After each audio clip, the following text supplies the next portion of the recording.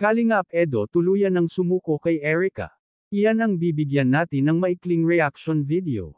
Hiling ko lang natapusin ang panunood nito para malaman ang nilalaman nito at kung bago ka pa lang sa munting channel na ito paki-subscribe naman, maraming salamat. At huwag natin kalimutan suportahan ang ama ng Kalingap na si Val Santos Matubang at si Kalingap Rab. Isang mapagpalang araw sa inyong lahat mga Kalingap. Habang nagla-live si Edo at tamang-tama ay nanonood din si Kalingap Rab, may isang viewers na nagtanong kung kumusta na sila ni Erica.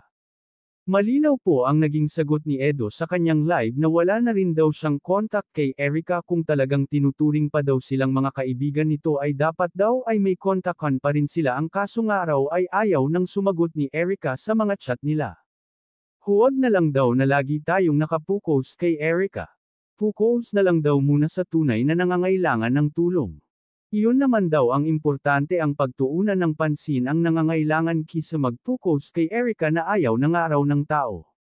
Na kahit nga daw kontakin ay ayaw na nito sumagot.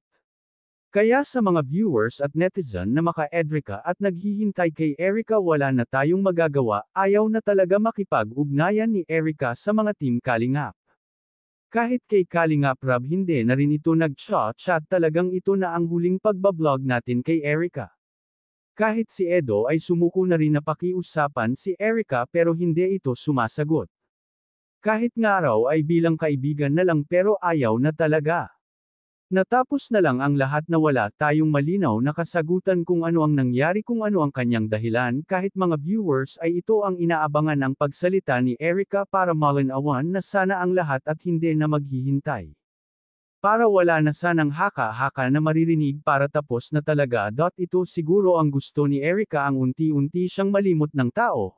Kaya sa mga viewers at netizen na walang sawang hinihintay si Erica, hindi na po magkakaroon ng Edrica serye. Kahit si Edo ay tinapos na rin, hindi na si Edo aasa na babalik pa si. Hanggang dito na lang ang update ko mga ka-viewers. Maraming salamat at God bless sa inyong lahat.